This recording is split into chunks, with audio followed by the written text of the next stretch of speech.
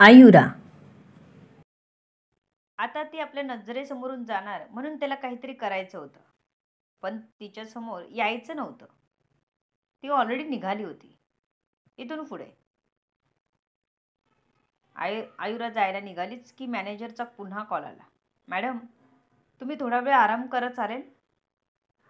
आत्ता गाडी बाहेर गेली आहे. बाकीच्या गाड्या आधीच काही ना काही कामासाठी बाहेर आहेत. तर तुम्हाला सोडता येणार नाही. मॅनेजरने आयुराला थांबायला सांगितलं. सर, राहू द्या, मी ऑटोने जाईन. तुम्ही काही काळजी करू नका, आयुराने सांगितलं. तिला काहीही करून घरी जायचं होतं आणि थोडंसं बेडवर आडवं पडून घ्यायचं होतं. मी तुम्हाला असं जाऊ देणार नाही, कारण तुम्हाला आणायची आणि सोडायची जबाबदारी आम्ही घेतली आहे. मॅडम, हवं तर तुम्ही रेस्टरूममध्ये थांबा. मॅनेजर आपली शक्कल लढवत तिला थांबवायचे प्रयत्न करत होता. त्याच्या डोक्यावरून घाम गळत होता. आदिराज जो त्याच्या डोक्यावरच जाऊन बसला होता, कारण त्याने आदिराजला न विचारता तिला जायची परमिशन दिली होती. त्यामुळे त्याचा जॉब टांगणीला लागला होता. एक एक वाक्य बोलल्यावर तो आदिराजकडे बघत होता. त्याने मान हलवल्यावरच पुढचं वाक्य बोलत होता. रेस्टरूममध्ये थांबा म्हटल्यावर आदिराजचे डोळेच मोठे झाले आणि दातावर दात घासले गेले. तसा मॅनेजर घाबरलाच. मॅडम, मला फक्त 2 मिनिटांचा वेळ द्या. मी रेस्टरूम खाली आहे का बघतो आणि तुम्हाला लगेच कॉल करतो. मॅनेजरने शानपणा करून लगेच कॉल कट केला आणि आदिराजकडे घाबरून बघितलं. रेस्टरूममध्ये नाही, आहे तिथेच थांबू दे. ती माझ्या नजरेसमोरच पाहिजे. आदिराज त्याला रागात म्हणाला. तसा मॅनेजर गडबडून गेला. जोर जोरात मान हलवत हो बोलला. लाव पुन्हा फोन. निदान लंच टाईमपर्यंत तरी थांबली पाहिजे ती. आदिराजने ऑर्डर सोडली. तसं त्याने आयुराचा नंबर लगेच डायल केला. मॅडम, रेस्टरूममध्ये आधीच 2 स्टाफ रेस्ट करत आहेत, तर तुम्हाला तिथेच आराम करावा लागेल. तुम्ही काम करू नका. चालेल, आराम करा. गाडी आली की मी कळवतो तुम्हाला, मॅनेजर बोलला आणि त्याने लगेच कॉल कट केला. आयुराला साधं बोलायचाही चान्स दिला नाही. विचार करून ती तशीच खाली बसली आणि दोन्ही पाय समोरच्या खुर्चीत ठेवून आपल्या खुर्चीवर डोळे मिटून बसून राहिली. अधिराज तिच्या मिटलेल्या डोळ्यांना बघत बसला होता. देवा, तू खरंच माझ्यावर अन्याय केला. इतकी सुंदर मुलगी तू आधीच दुसऱ्याच्या आयुष्यात दिलीस.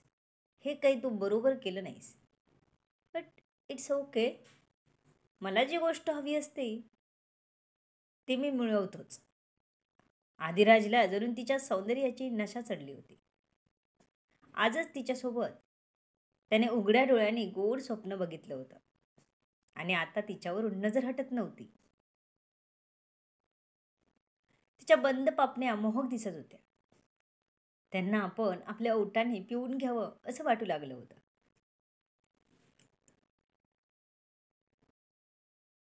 पण तो त्याच्या नाशाची तयारी करत आहे हे त्यालाच माहीत नव्हतं. गलतबंदी से पंगा लिया है भाई. हे सांगेल कोण त्याला? विनाशकाले विपरीत बुद्धी अशी म्हण आहे, ती उगाच नाही. त्याचा विनाशच जवळ आला होता. त्याची उलटी मोजणी चालू झाली होती. पण गळगिळता गोड वाटे तसंच आदिराजचं चाललं होतं सध्या. तो स्वतःसाठी खड्डा खणत होता आणि त्याची स्वतःला त्याला भनकसुद्धा नव्हती. गर्विष्ठ माणसाला जोपर्यंत रसातळाला जात नाही तोपर्यंत काहीच कळत नाही. उन्मत्त माजलेला आदिराज आपल्या भाषेत आयुराला त्रास देत नव्हता, तिच्यासमोर जात नव्हता. पण त्याच्या मनात आलेली वासना चुकीची होती. एका लग्न झालेल्या स्त्रीवर त्याने आपली घाणेरडी नजर टाकली होती. त्याची त्याला शिक्षा मिळणारच होती. आयुराचा डोळा लागला. सध्या घरात असल्यामुळे आणि अवनी काहीच काम देत नसल्यामुळे ती घरी झोपा काढायची. त्यामुळे सवयीनुसार तिचा डोळा लागला. जेव्हा पोटाला भूक जाणवली तेव्हाच तिला जाग आली. तिने डोळे उघडले तर समोर कॉम्प्युटर दिसायला लागला. तसं तिला आठवलं, आपण घरी नसून ऑफिसला आहोत. आपण इतके गाढ कसे काय झोपलो? ती गडबडत पाय खाली घेऊ लागली, पण थोडी कळ लागली तशी शांत राहिली. त्यानंतर तिने मॅनेजरला कॉल केला, पण त्याने उचलला नाही. लंच करत असेल आता असं वाटलं तिला. आपणही आपला डब्बा खाऊन घेऊ म्हणून तिने आपला डब्बा काढला आणि खायला घेतला. अधिराज तिलाच बघत होता. इतक्यात मॅनेजरचा फोन आला त्याला. सर, आयुरा मॅडम कॉल करत आहेत. काय करू? त्यांना पाठवू का घरी? हो, आपल्या चांगल्या गाडीतून घरी पाठव, आदिराजने सांगितलं. मॅनेजरने कपाळाला हातच मारून घेतला. आपल्या बॉसचं एका मुलीवर धड चित्त नाही.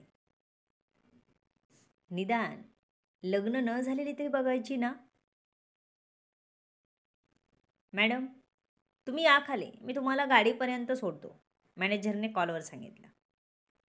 तशी आयुरा खुश होऊन आपलं वॉकर घेत लिफ्टने खाली आली. समोरच मॅनेजर उभा होता. त्याने तिला गाडीत बसायला हात केला. तशी ती हळूहळू जात गाडीत बसली. मॅनेजरला कळेना या तुटक्या फुटक्या बाईवर बॉसचं मन का आलं. निधी कामाला पोचली तसे सर्वजण तिच्याकडे आश्चर्याने बघत होते. ती आपल्या डेस्कवर येऊन बसली. तिचा डेस्क खालीच होता. तिच्या डेस्कवर कोणाला बसवलं नव्हतं. पण काम काय करणार? अकाउंटचे काम करणार तर आधीच तिने हँडओव्हर करून मोकळी झाली होती. आता ती मध्येच कुठे घुसू शकत नव्हती काम करायला. तिने दुपारपर्यंत बॉसची वाट बघितली आणि लंच टाईम नंतर अधिराजला कॉल केला. अधिराजचा फोन वाजला तसं त्याने बघितलं. निधीचा कॉल होता. आयुरा नुकतीच निघून गेली होती. त्याने कॉल लगेच रिसीव केला. सर, मी काय करू काम? आधी अकाउंटचं करायची, पण आता त्याला असिस्ट करायचं होतं तर जरा भीतीही वाटत होती मनात. येतो मी, अर्धा तास थांब, त्याने निधीला सांगितलं. निधीला तो काही सहजासहजी सोडणार नव्हता. वचपा काढायचा बाकी होताच. तो अर्ध्या तासात कंपनीत पोहोचला. अधिराज आला आणि त्याने निधीला केबिनमध्ये बोलावून घेतलं. निधी केबिनमध्ये गेली. थोडी भीती होती. अजूनपर्यंत त्याचं वागणं वेगळं होतं. निधी, तुला ह्या माझ्या फाईल आहे त्या बघाव्या लागतील. आज मला या 4 फाईलची स्टडी करून दे. अधिराजने तिला असं काम दिलं जे तिच्या डोक्यावरून निघून जाईल. त्याने तिला त्रास द्यायला बरंच काम ठेवलं होतं.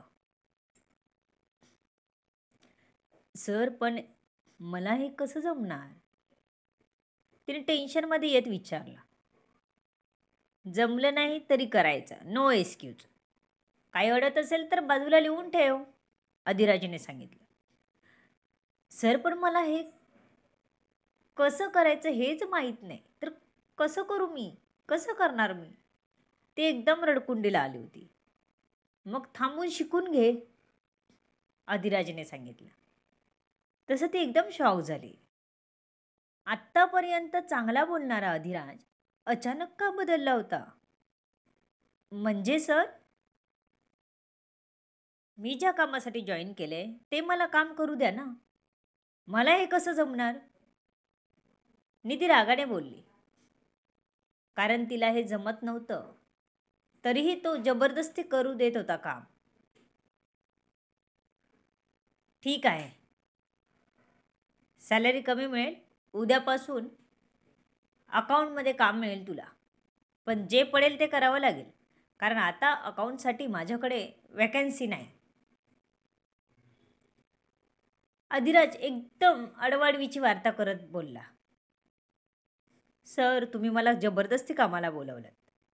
आत्ता मला तुम्ही अडवून आणताय. तर ठीक आहे, मला जसं जमेल तसं मी ॲनालिसिस करणार. मग ते बरोबर असो किंवा नसो, मला त्याच्याशी काही देणं घेणं नाही. निधी रागात म्हणाली आणि फाईल हातात घेऊन एक एक पॉईंट्स लिहून काढू लागली. तिच्या डोक्यात जे पॉईंट्स होते ते तिने लिहून काढून ठेवले. काम सुरू केल्यापासून तिने अजिबात फुरसत घेतली नव्हती. 4 फाईल्स मोठ्या होत्या, तरीही ती अगदी मन लावून पूर्ण करायच्या मागे लागली होती.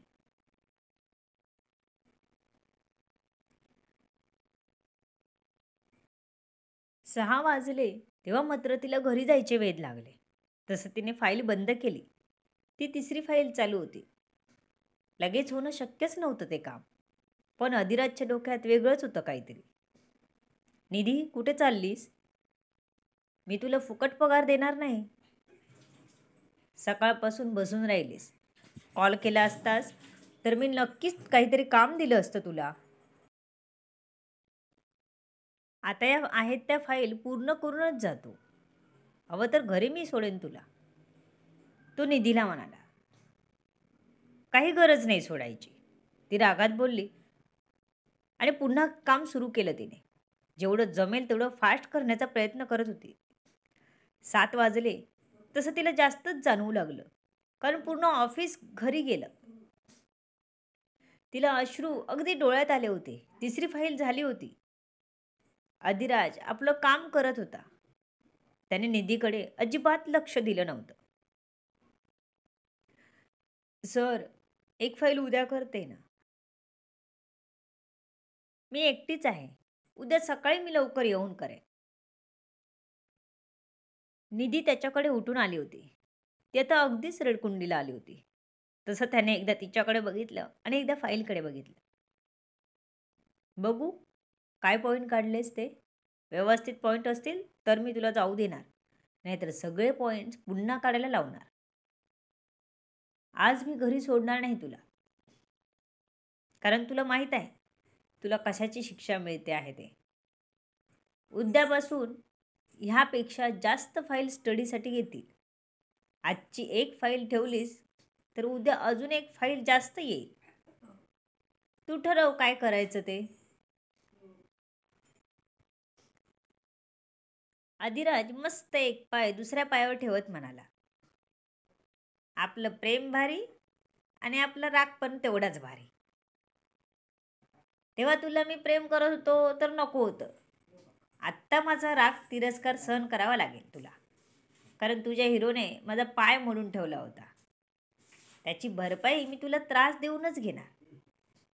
मला काही फरक पडत नाही तुला उशीर होतो का तू एकटी बसलीस. हे आता तू डोक्यातच ठेवायचं, अधिराज म्हणाला. तसा निधीला अजून धक्का बसला. तिला हे अपेक्षित नव्हतं. म्हणजे त्याला मला त्रास देता यावा म्हणून त्याने मला कामाला बोलवलं का? निधी मनाशीच म्हणाली. सर, मी हे सगळं लक्षात ठेवेन. प्लीज मला आजचा दिवस जाऊ द्या, तिने रिक्वेस्ट केली. मग आदिराजने तिने काढलेले पॉईंट्स बघितले. ओके, मी सोडतो तुला, आदिराज म्हणाला आणि गाडीची चावी घेऊन निघाला. निधीने पटकन आपला PC बंद केला आणि धावतच त्याच्या मागून गेली. सर, तुम्ही कशाला त्रास घेता? मी जाईन माझी रिक्षाने. निधी बोलतच होती की तिचा फोन वाजला. अवनीचा होता. हॅलो वहिनी, मी निघाले, आता अर्धा पाऊण तासात पोहोचेल. निधीने फोन उचलल्या लगेचच अवनीला सांगितलं. बरं ये. मला वाटलं एवढ्यात येतेस ना तू, अजून कशी आली नाहीस म्हणून केला होता कॉल. सावकाशी आहे, अवनी बोलली आणि कॉल कट केला. अधिराजने स्वतः गाडी घेऊन तिच्या समोर आणली. निधी मनातच विचार करत होती. इकडे तर रागवतो, इकडे तर स्वतःच सोडायला येतो. तिने पुढचं डोअर ओपन केलं आणि बसली त्याच्या बाजूला. त्याने गाडी सुरू केली. तो समोर बघून गाडी सुरू केली त्याने. तिच्या मनात धाकधूक चालू होती. हा सरळ नेईल ना आपल्याला? कुठे ठोकणार तर नाही ना? आपला वचपा तर नाही ना काढणार? ती विचारातच होती की अधिराजने जोरात ब्रेक दाबला. तिने घाबरून दोन्ही हात कानावर घेतले. ही अधिराजची काही चाल असेल की चुकून झालं असेल की अजून काही कारण असेल? To be continue. सर्व गोष्टी जाणून घेण्यासाठी पुढील येणारे भाग वाचायला आणि ऐकायला विसरू नका. तुमच्या अमूल्य प्रतिसादाची आतुरतेने वाट बघते. लेखिका शब्दवेदी उर्फ संतोषी गजानन राणे पाताळे. धन्यवाद. या कथेला जास्तीत जास्त लोकांपर्यंत शेअर करा. Like, share, subscribe. मित्रांसोबत बघायला व्हिडिओ आमच्यामध्ये कमेंट करा.